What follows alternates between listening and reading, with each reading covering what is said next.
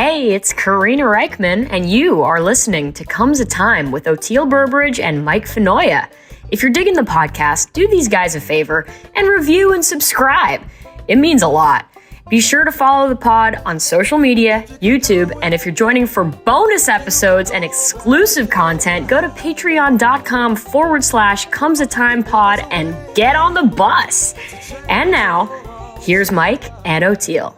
Welcome back to another episode of the Comes a Time podcast. That is Oteil. And that's Mike. Good to be back with the both of us again. Yeah, Bubba.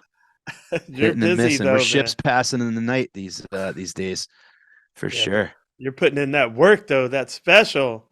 Don't let me down. Coming out Don't tomorrow. let me down. It's live, guys. By the time this is out, you can go. I hope you've clicked it and liked it and watched it.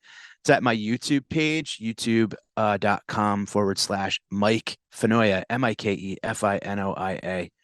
Long time waiting. It's here. Thank you to everybody that's watched it and shared it. But today we have such a great friend and an inspiration in this world, Raghu, Markus of the Be Here Now network. All of the amazing shows on that network. And he's here to chat with us and promote a new project that he has with another Comes a Time alum, Duncan Trussell. It's called The Movie of Me. Turn to the movie of we. The movie of me to the movie of we. Yes. Yeah. They're basically saying we need to change this movie from the movie of me to the movie of we, so we don't all blow each other up. And it's the movieofme.com, and that's what tripped me up, is where you can find all information about this. It's been a long process. I think years and years and years in the making. Yeah, 5 years they've been working on it. They have such an unbelievable friendship, and I'm so excited to hear. If you listen to anything with the two of them together, God, it's just so cool. You listen to them talk for hours. It's really great. We have listened to them talk for hours. Yeah, we really have. Absolutely. Go to sleep to it. Yeah. But I don't know, this conversation, I don't know about you, Oteil, but it came exactly at a time I needed it. I mean, it's really amazing and these conversations seem to be happening and popping up more often and more in circumstances that you wouldn't expect. I think we're all getting to the point where we're all maybe drowning a little bit, and we're looking for the life preservers, which are people that we can talk with and relate with. It's great. I've said it a million times. You see the darkness rising up and you see the light coming up, right, just to meet it, right where it's at. And man, thank God, thank the universe, thank whatever you want to thank. I'm just glad that light's coming up to meet it, because I need it. I need it, man. We need to have some moments of joy and relief, and encouragement and hope and togetherness. Yeah. There's that kind of hair stands up on the back of your neck in certain circumstances, that animal, fear thing that pops up. I like when it's also when you get the chills and the goosebumps from like the joy, like the childhood kind of like excitement thing too.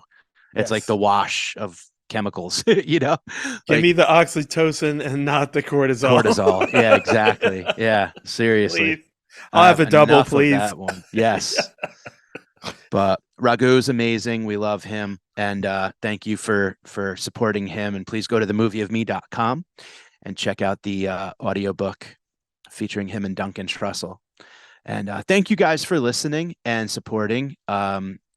Please share and subscribe and rate and review. It goes a long way. You can join us at patreon.com/comesatimepod for a bonus content each week. Subscribe to our YouTube channels. Subscribe to the Comes a Time YouTube channel, and come see us out on the road and buy yourself some merch and your friends some merch. Makes a great holiday gift.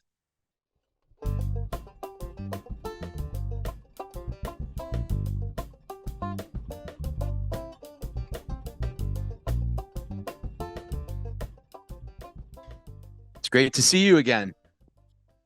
Great to be here. Or, I mean, I always quote this thing because I love it so much. Keith Richards was on some television show, and the host said, "Wow, Keith, so happy to have you here." And he said, "Happy to be anywhere." That's kind of how I feel now. You know, it is funny that Keith younger than him, but not that much. Keith Richards comes up again. He came up last week in a conversation about how he's become the like the litmus, like the scale that's like Keith Richards is still alive, but didn't make it. You know what I mean? Like it's just he's always the barometer, the avatar for that. Yeah, no, yeah, there was some kind of social thing I saw that him reading a paper, maybe obituaries, and go, "Yep, I beat that guy or that gal." He's incredible. But yeah, he's incredible. But how he's really, I mean, Oteil, you would know this. The way his commitment to the first moments that he was doing what he wanted to do in his life, be a musician and play in a rock and roll band, is the same now as it was then. I mean, he's pretty amazing. Yeah. Bob Weir's like that too. Yeah, that's true. That new Stones record actually is pretty good. Yeah, amazing for these guys that old to do that. I know, it's wild. It's something else. Yeah. God bless the Stones. So what's happening in the world of Raghu? That's my next book.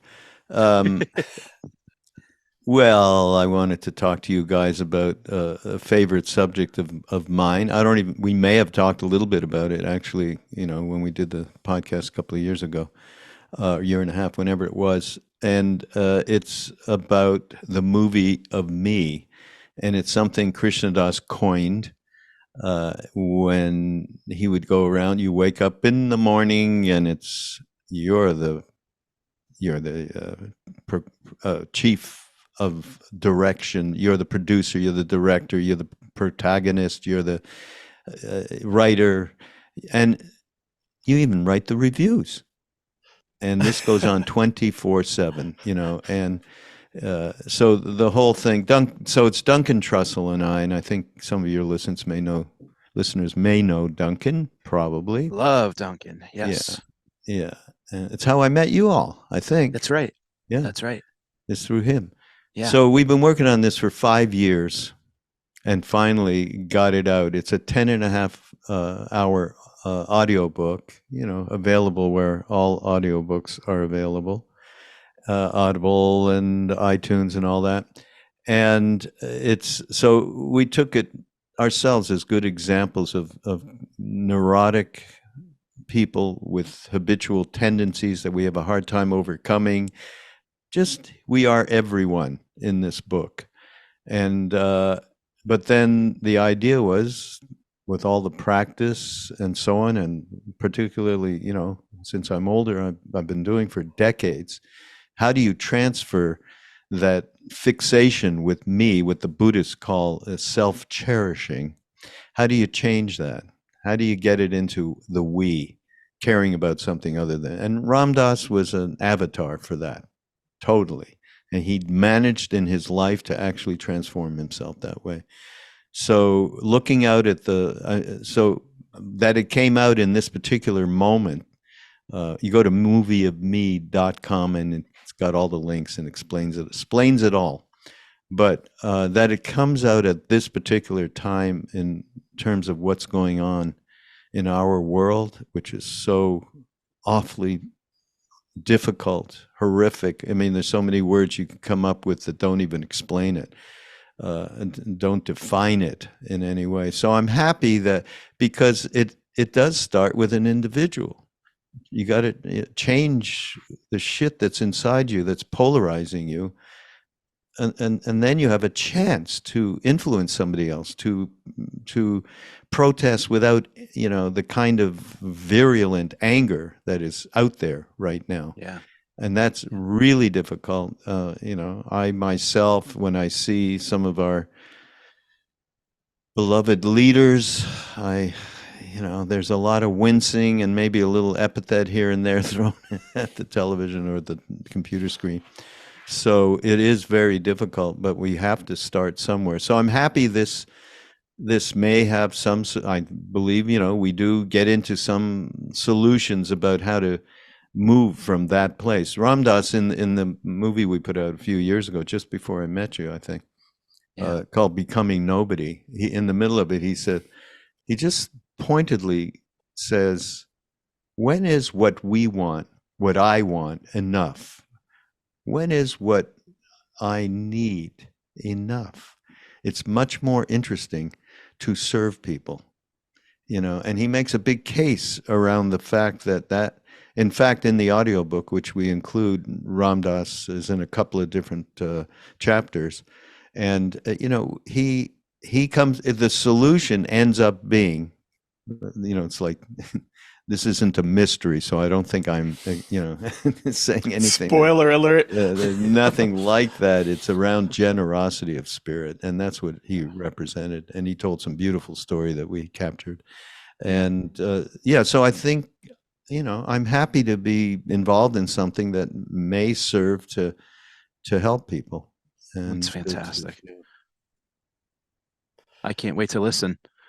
And that's to me, I think that's an audio book to really take in, because, Duncan and yourself both have such a passion in your voice. And if I was reading it, I think I would be picturing you saying it. So I'm excited to listen. That's something that would definitely be a great companion. And you're right. I mean, it's everywhere. It's hard to escape it and avoid it.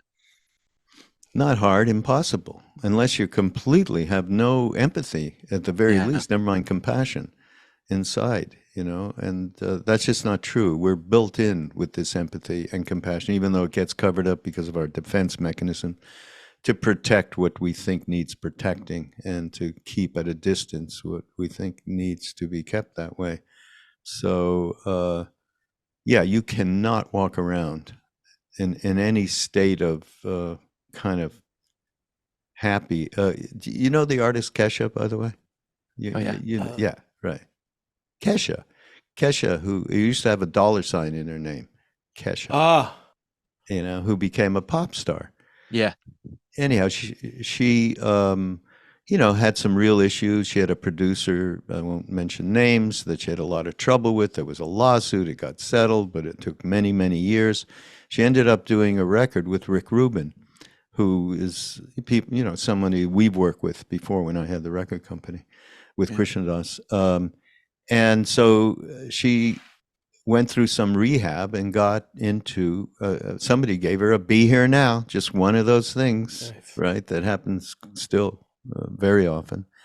And so Ram Dass started to represent something to her that, in a way that she could, had some kind of path to get out of some of the difficulties she was in, the jail that she's in, that we all are in until we realize, there is one, so there's a way to get out.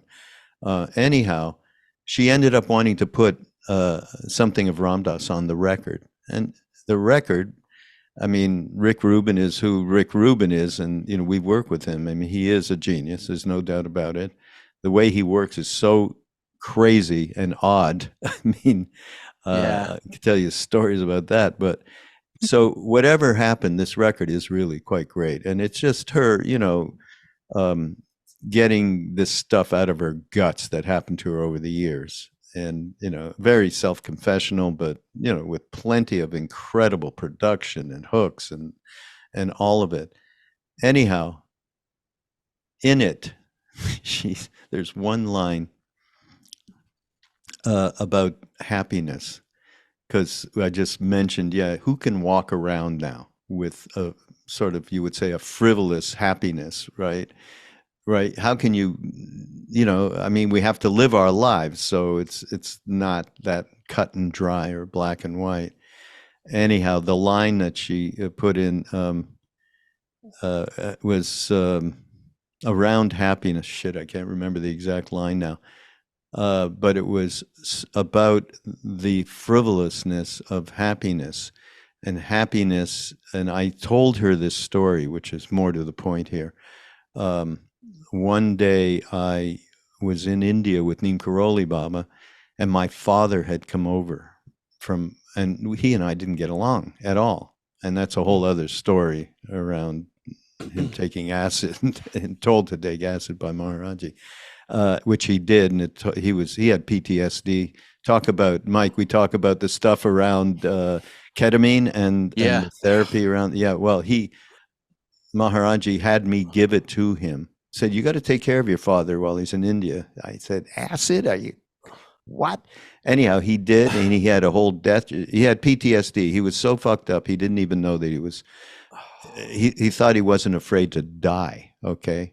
Because he had survived the whole squadron. He was a bomber pilot working with the RCAF, which worked the Royal Air Force, the British. Yeah. So, so he did that, and Maharaji said, well, to him, why'd you come here to India, all the way from Canada? And my father said, well, I wanted to see how my sons were doing. My brother was there. He said, well, how are they doing? And my father said, well, they seem to be happy. And Neem Karoli Baba said, happiness is everything. And I told this to Kesha because the reference was to an empty happiness that she was making in the song.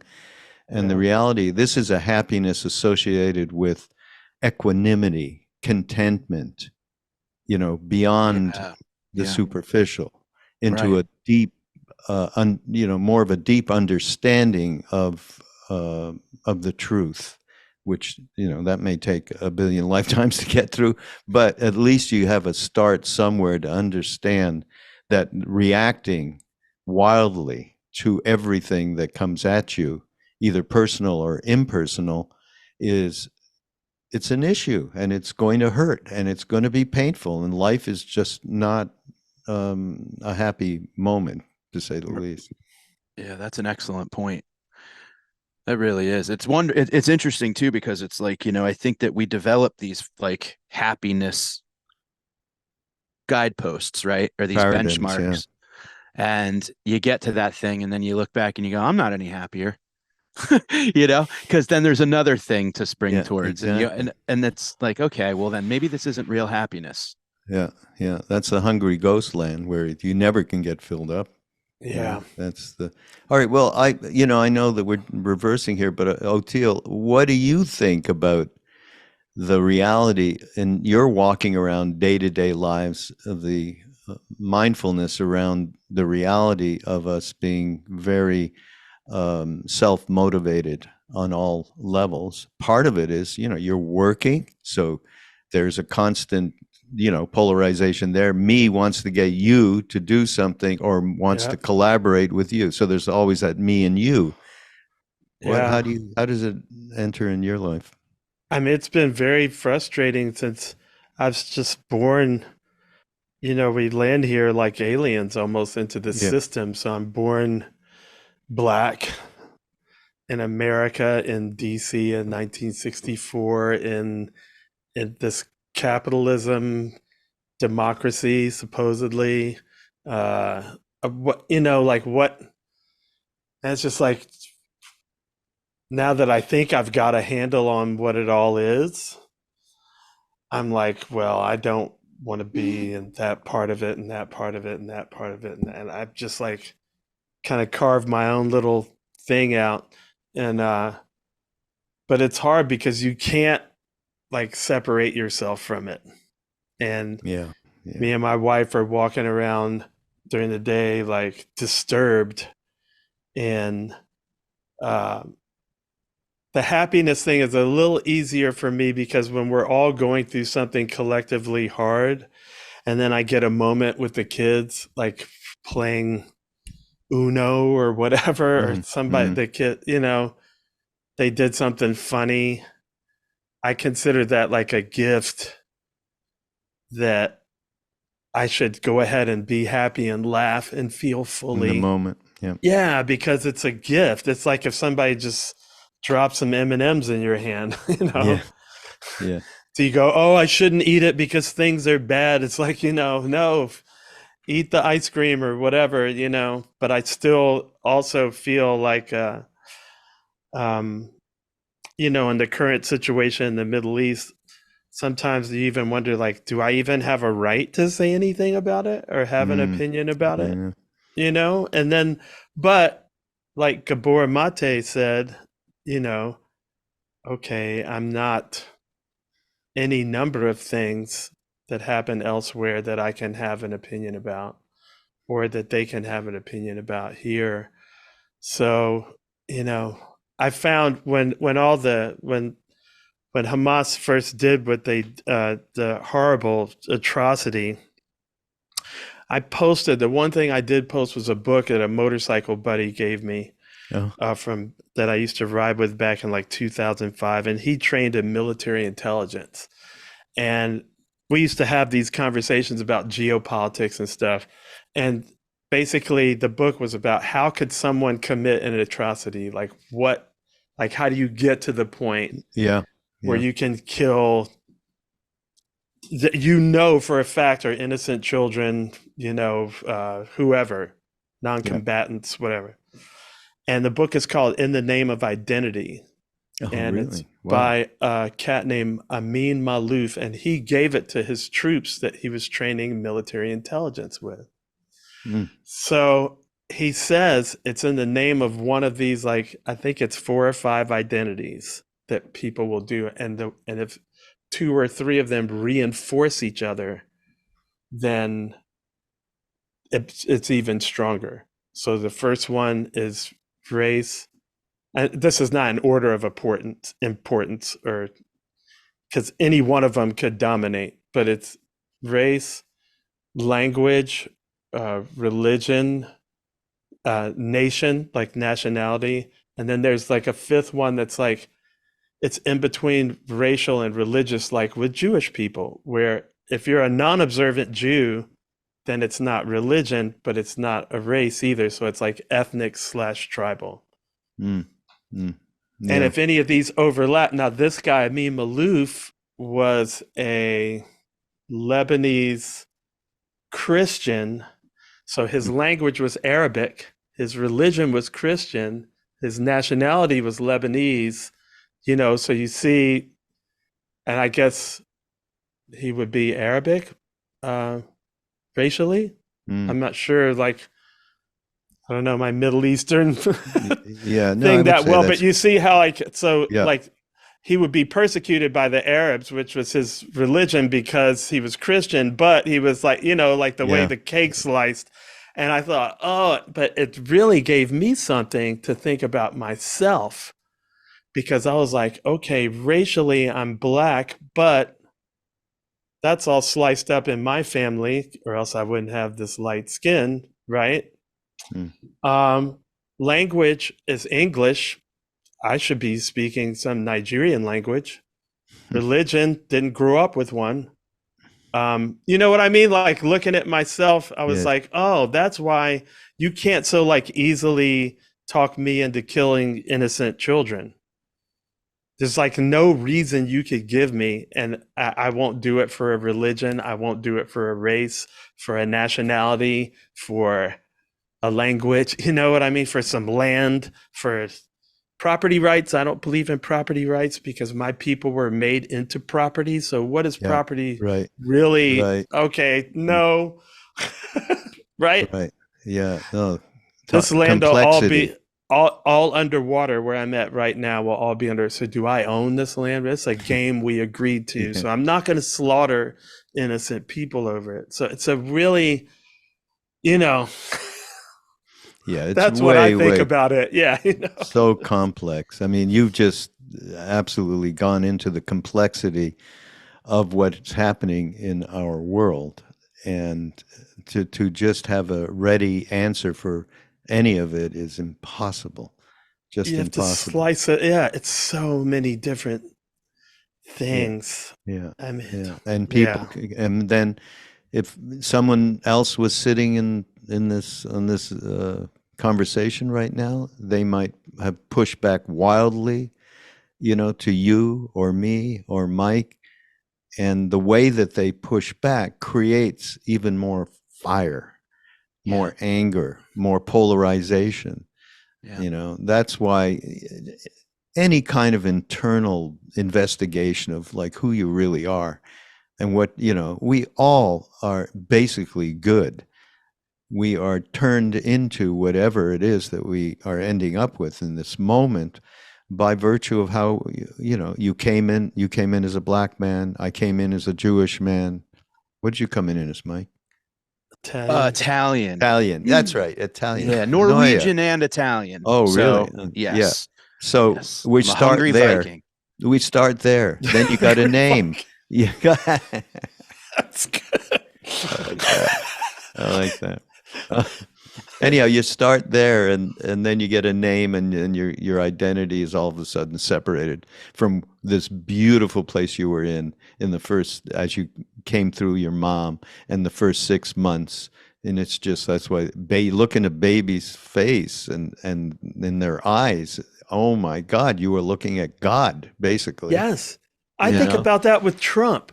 I swear, because I'm so focused on kids now. Yeah. And I think about, like, if I can rewind back to when he was just 2, where, he couldn't have been messed up then. 2 wouldn't have been good. It might have to go to 3-4 months. I don't know.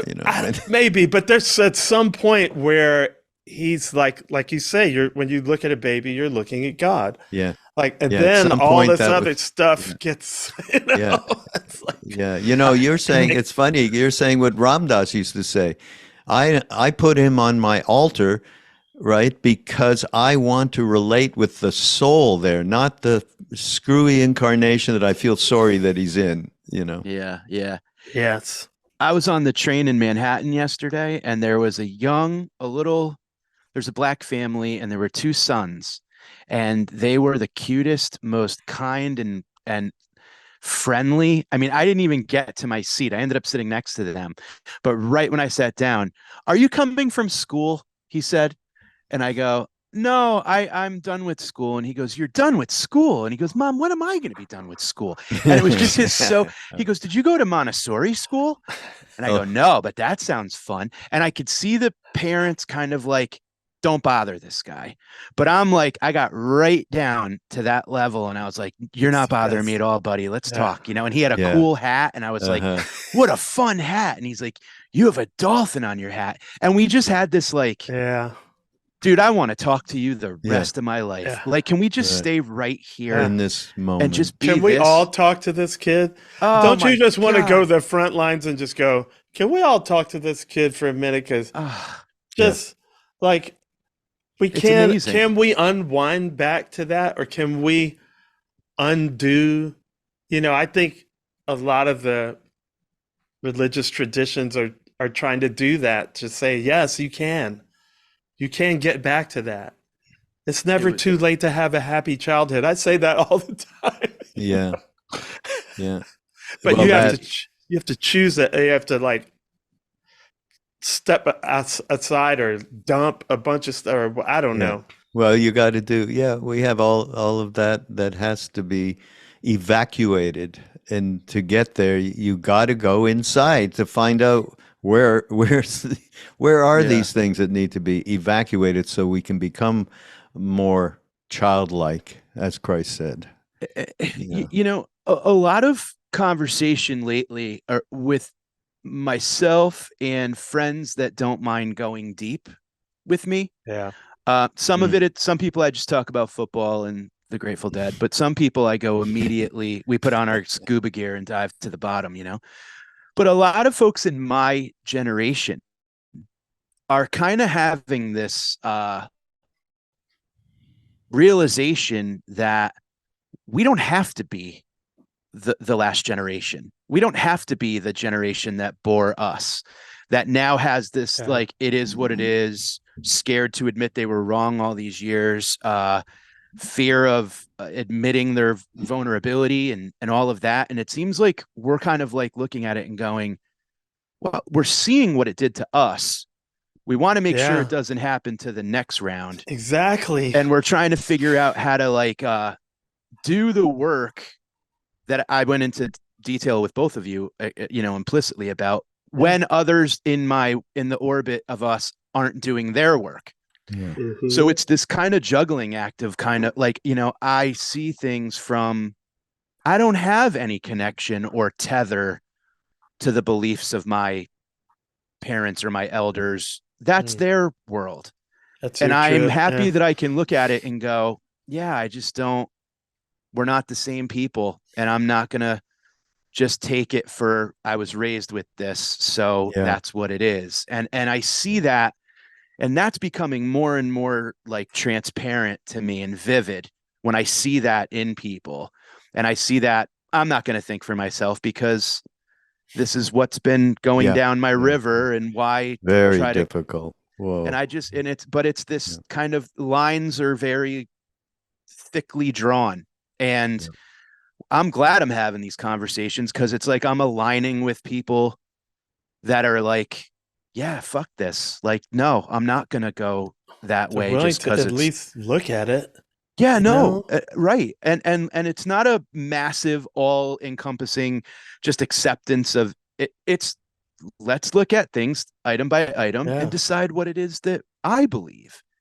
And Yeah. it's weird to say that that's a novel, new thing, but I think to a lot of the world, it is. It is, You man. just accept that reality you're handed by whoever bore you, or, and But then, think how many times that gets reinforced. Just do what you're told. Just do right. it. Why? Yeah. Because this is the way Because it I is. said so. Yeah. My own like messed upness, like my own discomfort with myself, disappointment with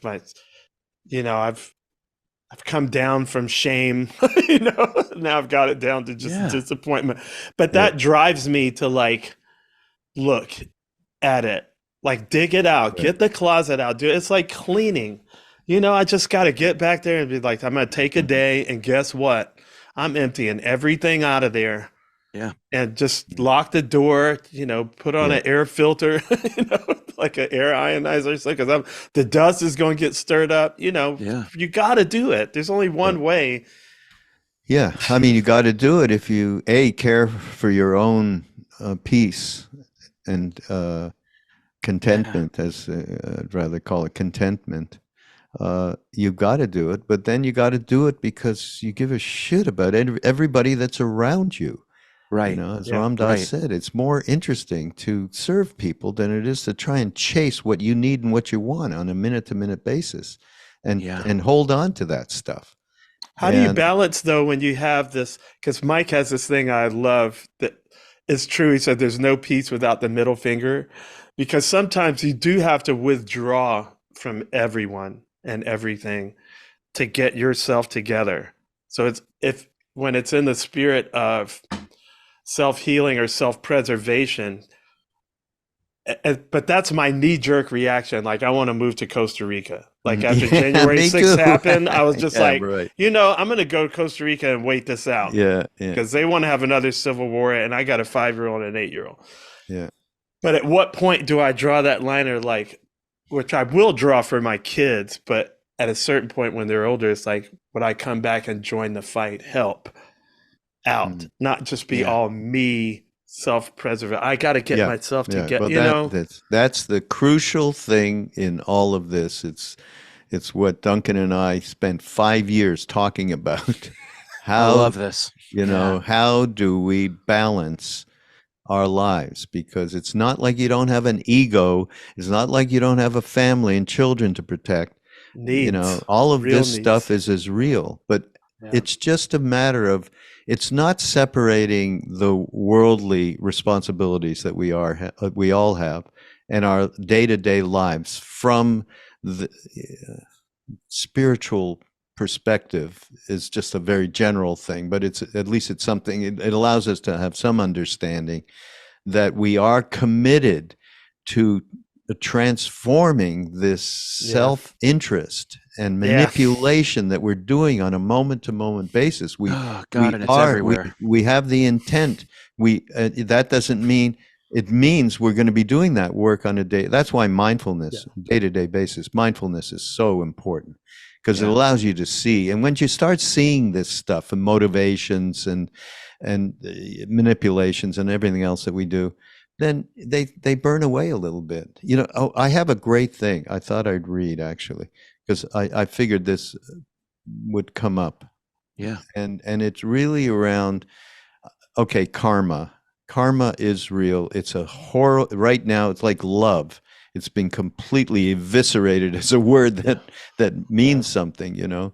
But karma is a reality as well as reincarnation. However, it's not like, okay, yeah, everything in your mind and who you are is going to get into another body. It's nothing like that. Of course, nobody really knows. The Tibetans, though, seem to have, to me, the best idea of what that reality is, especially with the liminal phases that people go through when they go through the transition, which are called bardos. But the karma and reincarnation, of course, in the East, that's part of, like, you know, they eat that for lunch, so to speak. It's part of their fabric. And when we went over and we met this incredible being, we understood, we met many people. Some of them remembered their past lives. And I mean, it's just incredible stuff, right? Yeah. So this is about that, what that means and how it affects our lives. It's from, I did a podcast. You should do if you could do a podcast with her. She's just extraordinary. Her name is Tenzin Palmo. She's a British woman. She's now, I believe she must be around 80, has been living in India forever. She spent, at one point, 12 years in a cave up in the lower Himalaya. So wow. She was at 13,000 feet or something. Jeez, I mean, God. And one point, I just got her book. She wouldn't talk about it. She said, that's irrelevant. I said, irrelevant? Cave? I can't even go down the street and stay, you know, quiet for, 30 minutes. What do you mean? It's not relevant. But at one point, food and supplies were being delivered to her. And something happened, winter storm, whatever. She had to subsist on almost nothing for the whole winter. And 2 years didn't move. She was sleeping because that's part of this practice, sleeping in a box where you couldn't lie fully down. Okay, I'm telling you, radical renunciation. Okay, and a woman an older woman. I mean, I don't know what she was then. Maybe she was in her 40s then, 40s or 50s. Still, anyhow, 40s and 50s to do that? Wow. Yeah, it's a big wow. Who are you, madam? I mean, really. Anyhow, here's what she said. In all our lives, we've had so many seeds which we are planting. You know, they're all in there, good, bad, mostly neutral. And when the causes and conditions come together, some of these seeds are going to come up and we don't know which ones. Right? Which is why bad things happen to good people and good things happen to bad people, because none of us are inherently always good or bad. We are all a mixture and we don't know what's going to happen. Therefore, since we do not control which seeds are going to come up, we never know which. That is the past. What happened to us now in the past, the idea is that these are remnants coming up from the past, seeds which we sowed in previous lives. But how we respond, and this is the key to the whole god darn thing, how we respond to what is happening to us in the moment is planting seeds for the future. And I don't think you need to believe in, karma and reincarnation to get that one, right? That's the truth, right? Cause and effect, baby. Yeah. So moment to moment in the presence, we are eating up the past and creating our future. And this is one of the reasons why this is so important, to develop this quality of presence and mindfulness, so that when things happen to us, and especially difficult things happen, that we respond skillfully. And while we are dealing with the past negative results, we are nonetheless giving a positive spin on it, so that then whatever happens to us, it's all part of our learning process. Is that great? That's dead on, man. That's a bullseye. Yeah, that's a bullseye. It's the waiting and the response that I mean, I and learn from this with my kids every day because my wife tells me, look how you responded to them. My response, and a lot of times it's not necessarily them, but it's a situation. And I'm a hothead, so my response was too much. Mm. And then she'll point out, this is the seed you planted, responding that way instead of this way. And I was like, oh man, it's really made me It's right there in the pocket. really. But I love the thing at the end.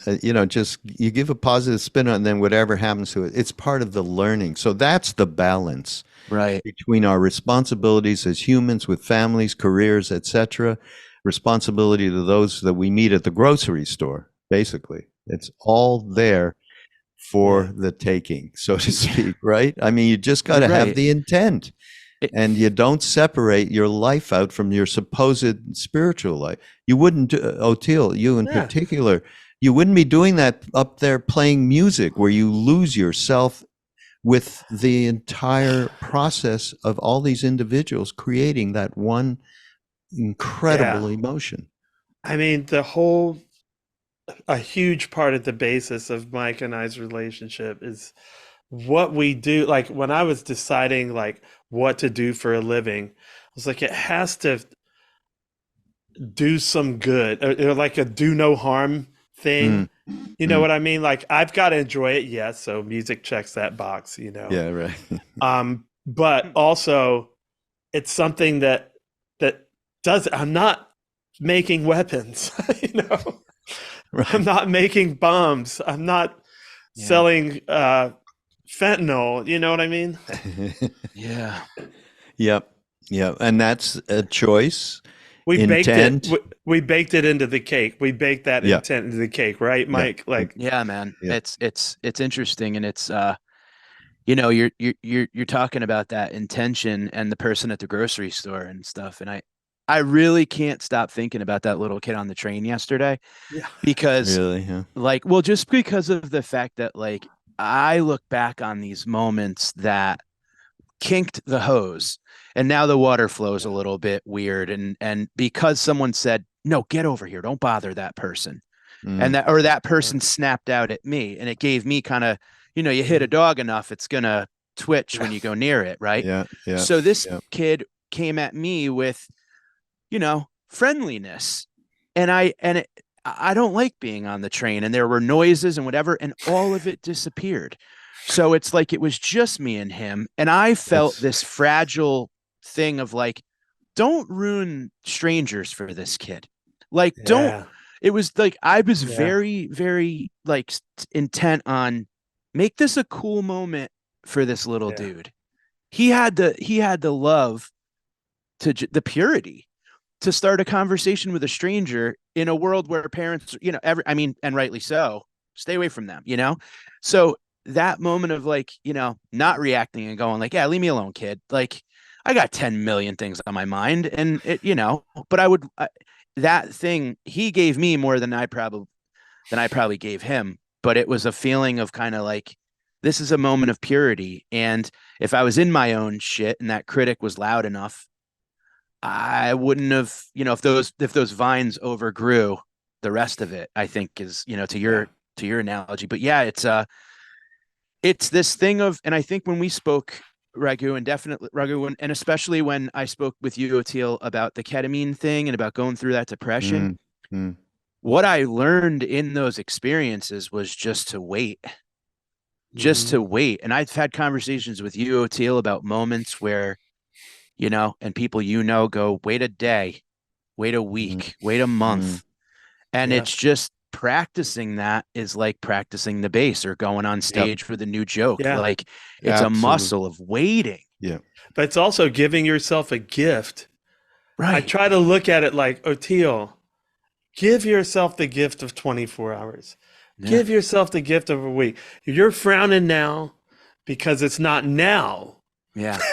We're all Which is a construct of our own making. We want it now. I love this. Your meeting on the train with this kid. That is everything. So it's actually in the book, the movie of me, the movie of we talked, Duncan and I, about those kind of moments that you inhabit that moment. And Ram Dass used to talk about be here now, inhabiting the moment. You know, no longer was the train and the noise and the cacophony. It all went away. It all went away. Everything went away. Because of his intention. And then what's left? Just this moment of complete sharing. Yeah, Isn't that magic? Huh? Isn't that magic? Yeah. That's magic. A little kid with his pure intention made all that go away, and you had a halo around the whole thing. Yep. I'm sorry. If that ain't magic, I don't know what is. Yeah. No, it's. I mean, to me, it's no different than the insights you get with a psychedelic. The ineffable moment where everything is connected, and you're no longer. I mean, this is why we went to India and we met this being, and when you were in that presence of this amazing thing that a scientist, a friend of mine, did a podcast, Bruce Damer. You got to get him on your podcast, by the way. Bruce is incredible. Anyhow, we were just talking, and he was talking about the reality of that which is. We have all these God. I said, well, I don't like God so much, Bruce. Can we talk about it? What did I say? I don't know. It was with him or somebody else. Glue. The glue being the glue that just is the interconnectivity of everything. Yeah. And he said, well, I think it's more like an OS, an operating system. And I said, actually, that's completely right, because it's not thinking, it's not doing, it is just perfectly in harmony with what is and what needs to happen to help anybody. It's just and operating. That's that moment you had. Yeah. It's the same thing. There's nothing different. That's why I love that moment. And from that moment, it's launched you into another plane of consciousness whenever you just think about it, right? Absolutely. And it's so funny because I get on that train and, in 12 hours or whatever, 24 hours, I have this stand-up special coming out that I've been literally like preparing it for this algorithm, this giant overseer now of success that needs it to be certain colors and font and inches from your face to the thing and the timing and the reactions and I'm in my head like it's like this new overlord now dominates and it's this I'm like dizzy from it. I'm dizzy from it. And I'm going, this is it. I'm getting older. It's my last shot. And what this and that. And I'm like, I don't know what. And I and it's this constant just from every angle. And he goes, are you coming from school? Is that a dolphin on your hat? And it all just was like, whoa, wait, no, this guy's real. That guy's real, and it's, but that thing of kind of like, it's very difficult to not be in that I, me, ego thing right now. And especially all the way back to what we started with, where it's like, what do I feel about what's going on in the Gaza Strip? And what do I feel about Trump? And what do I. Yeah, I got you. When this was like him, this was us. It was it. It wasn't the algorithm. It wasn't Fox. It wasn't CNN. It was humans having a. And look, I don't know. This kid, oh man, great potential. We have this. All of us have this inside ourselves, and he just pointed that out. I guess the Beatles were right, though. What was that song? I mean, mine. I mean, all through the day. Yeah, of course. The great Harrison song, of course. Yeah. Yes. We should have used that as the theme for the damn audiobook. Well, I'd like to call Apple on that one. I'm fascinated by the what you brought up in the beginning, though, about the movie of me and how you're the writer, you're the director, you're the main character, you're the producer, but you're also the critic. You're also the reviewer. Exactly. That's phenomenal because it's so true. And I think can we kill the reviewer first? That's the only act of killing that I'll endorse. No, you know what? I mean, Ram Dass used to say this over and over. I love my thoughts to death. And then later I can't even say death. It's too violent. I just love them. I just love them. That's amazing. That's Yeah, it. and it's And that's key. That love. So do you go to and- the and critic? it's- Oh, come here. Yeah, You need a exactly. hug, love you. don't Yeah. you? Yeah, making friends with the demons instead of pushing them away. And Yeah. and the other thing is a sense of humor. Like you got to laugh at yourself when you see yourself doing Oh, this stuff. It's like, you oh, really do. yeah. You know, it's that thing that, you know, that love and fear realization I had on that psilocybin Yeah, man. trip. But it's also like probably one of the more poignant and beautiful moments in a very silly movie. But Adam Sandler made a movie called The Water Boy, and it's about Yeah. Bobby Boucher, the water boy. And Henry Winkler plays the coach. And there's this other coach that stole his old playbook years ago, and he's always been afraid of him. Henry Winkler's character has always been afraid of this other coach. Mm. And Adam Sandler's character just says, visualize an attack, like visualize an attack. So it's, you see, he looked at the coach and his head turned into a cute little puppy's head.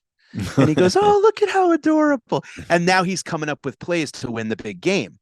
So it's like getting over that obstacle and looking at it from the other side and going like, why was I ever afraid of you? You're so little. And it, you know, and Yeah. that I'm very happy to say through the course of therapy and ketamine and, you know, just breaking down and surrendering to it. Mm. That's an important tool that I wish someone could figure out how to put that into a, you know, bite size for our world.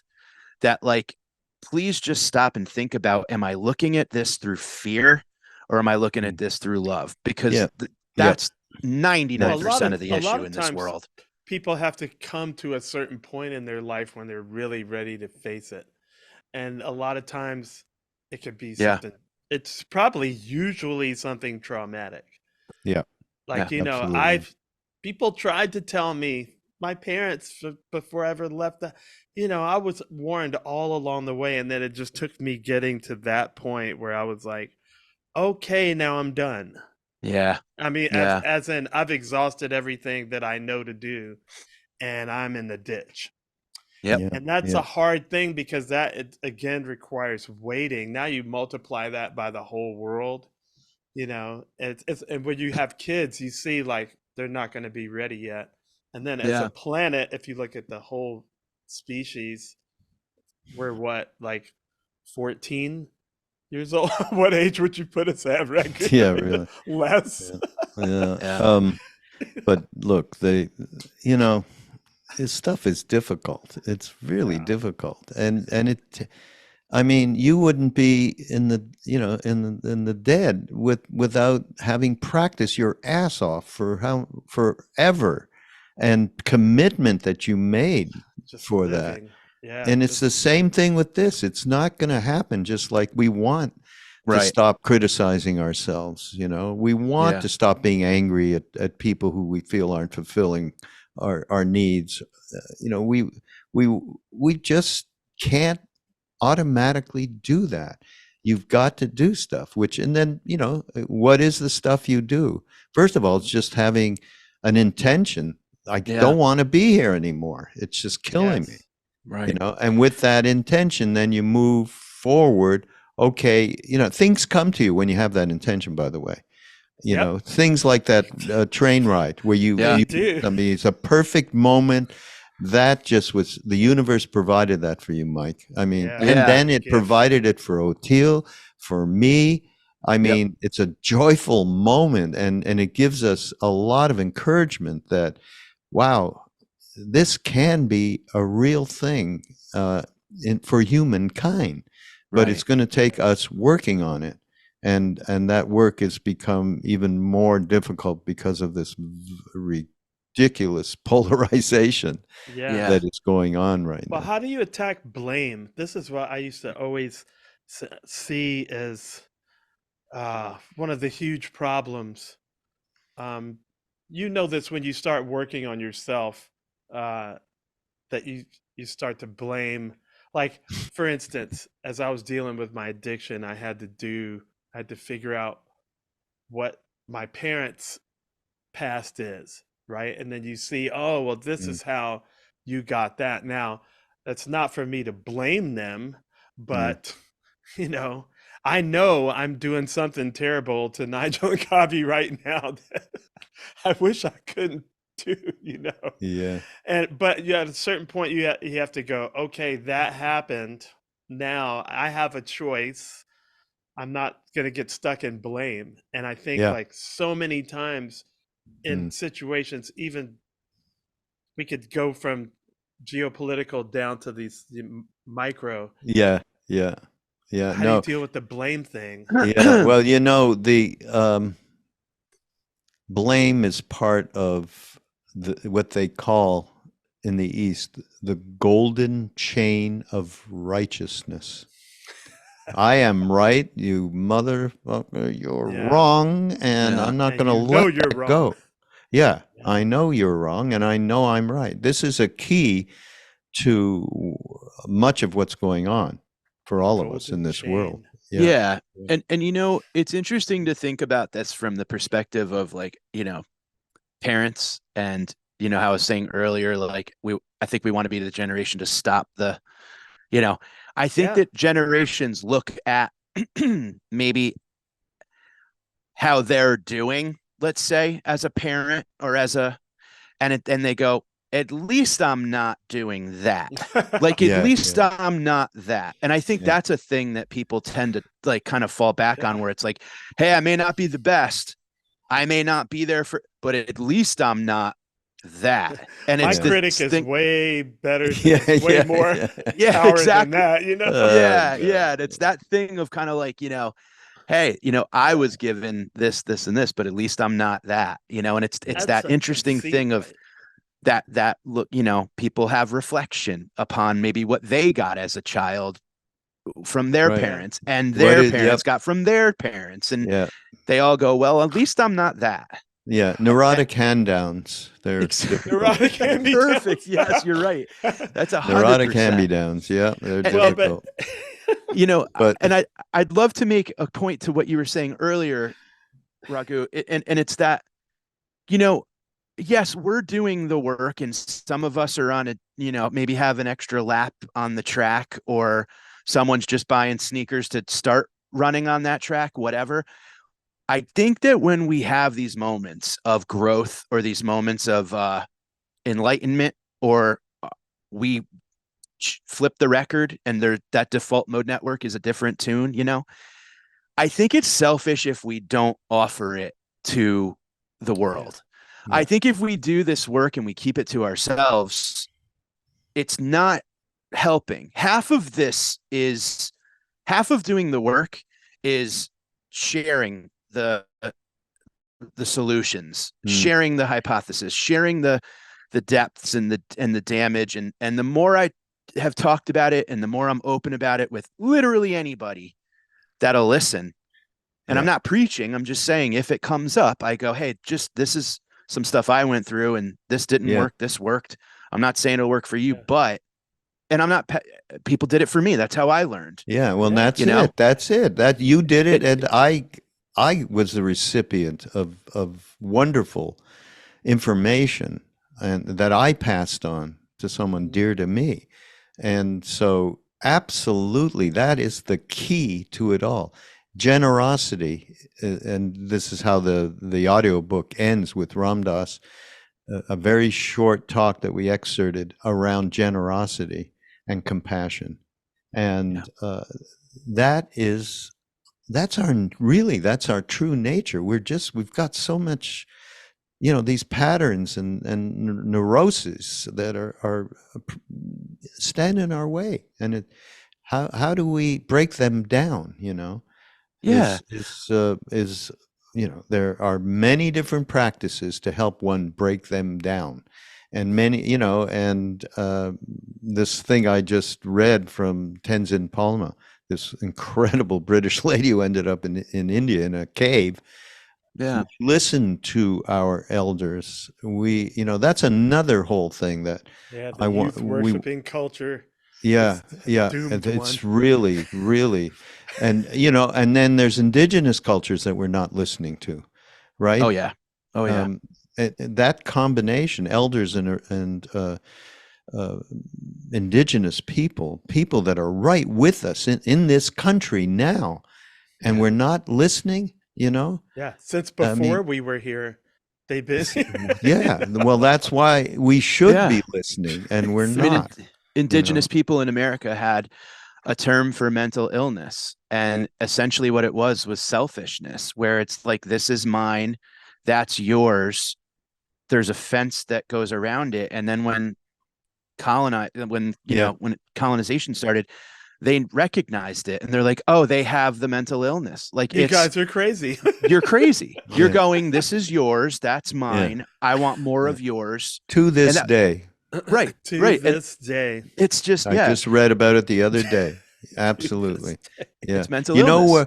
You know where I heard something where the word selfish, which we would go, okay, this is the crux of our issue, is that selfishness. I heard it put in a term that made sense by the Dalai Lama, who said, selfish compassion is a real thing. And I'm like, okay, what? And you know what it is? It's when you perform an act, like you're walking around and you're just completely consumed by problems and issues and polarities with people and so on. And then you walk across the street and an elderly person drops a package. You have nothing in your head but to pick that up and help that person. When you do that, that act of compassion, I'm speaking about something so simplistic, obviously much more complex things await us and we get involved with. But once you do that, then suddenly you have effaced what you were thinking about. You are no longer thinking about it. You're not thinking about all of your problems. You're not thinking about all of the anger that you have about this, that, and the other. You can't, because your whole being goes to helping this person, and it may be only 30 seconds, but that 30 seconds, that's why he called it selfish compassion, because it's working to completely enlighten you. You know, I like that. This is exactly what Jesus meant when he said, you must lose your life to save it. Yeah. He was saying, yeah, you make yourself purposely a slave, which was used against blacks. It's like, it's like, that's not what he meant. But he said, but that's what happened. You know, they did that. That's right here. But he said, if you make yourself a servant of others, that service, now you've stopped, you've cut the whole critic mind loop. It's done, because you're doing something for someone else. That's certainly a saving grace in a moment. I find it impossible that, you know, if I'm walking by you, Oteil, and you're fixing your bike and you need a flathead screwdriver, but you only have a Phillips and I have a flathead, I know I can just hand you something that can make your life easier and help you. And don't. You would ask in the first place. Most people wouldn't even ask. But you Yeah. would go, hey, what do you need? Oh, I got one of those. But imagine not having it and not, I don't think I'd be able to not give it to you. I don't even know if I have that in, like, I don't know. To me, that's terrifying. We have to accept the fact that not only are there people that wouldn't, they might stab me with it. Yeah, or sell it to you and then stab you with it. Yeah, exactly. Yeah. Bananas. It's really terrifying. I was on, you know, JFK to LAX. So what's that, a 6-hour flight? And it's one of those 3-row planes, you know, like section over here, middle section over there. And I'm on the aisle. And the guy to my left is watching Fox News and just pounding cans of beer. And the guy to my right is watching CNN and drinking a good amount of wine. So, and I'm in the middle watching The Big Lebowski. But basically, I'm looking at the two of them and I'm like, they're both getting worked up and fired up. And I have my headphones on, so I can't hear it. So it's a very interesting sensory deprived experience I had, where the pictures on both screens were the same. It was Israel and Palestine and the Gaza Strip and devastation, but a different talking head in the bottom left, feeding them, pouring fuel on the fire that they've subscribed to, you know? And I'm watching them both get angry. And I'm like, this is the craziest shit I've ever seen in my, like, they're choosing to just fill up with anger and vitriol and hatred. And I'm like, I wonder if I just got out of the way, like, would they just, like two like mountain goats just ramming heads? Like, it's just And wild see, that they choose that. That's why I want to go to Costa Rica, because I feel like my kids are in the middle seat and they're just going to get caught in it was amazing. Crossfire. Oh, it was hilarious watching them both get stiff and that's nuts. and sit up and know like that each one could see the other one's screen too. I could see two screens over. You know what I mean? Well, come on. Yeah. I'll stick with Lebowski. Yeah. I agree. I agree. Blown away. I'm like, you guys chose this. They didn't give you one channel to watch, you chose this. Yeah. Oh boy. It's an addiction to anger, but I'm so excited that you and Duncan. Thanks. We got to have him back on to chat. I Both really of you together. I love talking about this with everybody, and I've been talking about it with beyond Duncan even, because I think it's an appropriate subject, and not even just for these times, but certainly in these times. We do have to do something. Start with yourself. How do we transform this kind of self-interest that is so powerful that it just obviates seeing the truth. It really, maybe it can be tough. Is there another term we could come up with it? Because I think self-interest like sanitizes it too much. Self-cherishing is how the Tibetans call it, is what they term it. So it's this constant hugging of everything that you believe is right. Yeah. Self-cherishing sounds kind of good to me on the surface, though. I'm always thinking something more like self-obsession.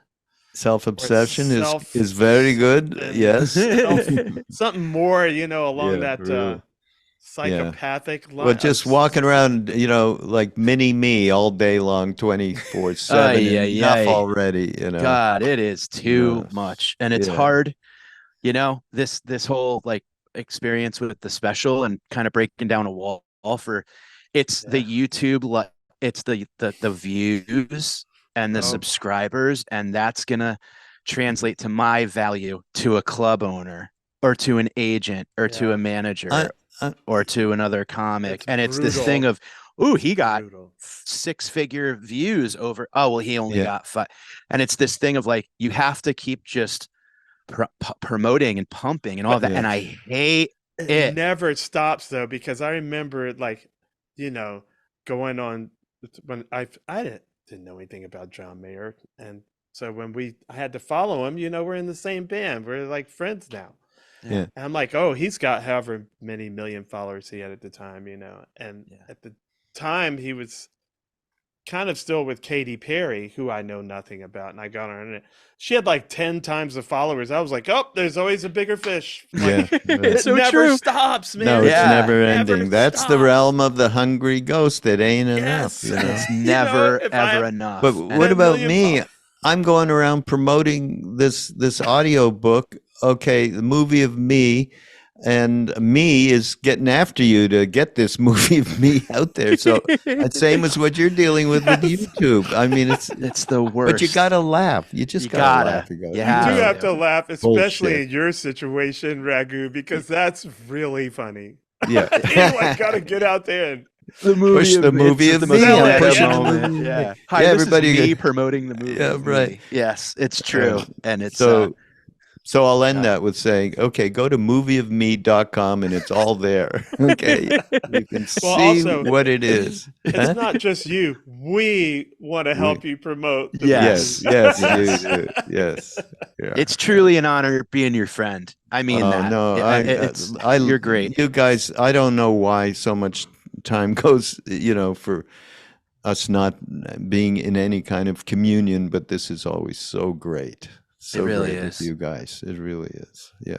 There's always a place at the table here for you. So thank you so much. And we have to find a way to meet up in person. That's the next thing we're gonna do. Very true. Yeah, let's do it. Hey, how about that eclipse in Texas, where Dublin, the next psychedelic conference. Rick is gonna. Yeah, he's doing it there. I didn't even know that. Oh, really? Next year, I think. Right? Yeah. Austin Yeah. next year? Okay, let's meet up there because Duncan lives there. Joe lives there. We can all have a Dude, party. Let's Yes. do it. Let's do I'm it. in. You got it. Thank Oh, you. God. Thanks. Thank you so much.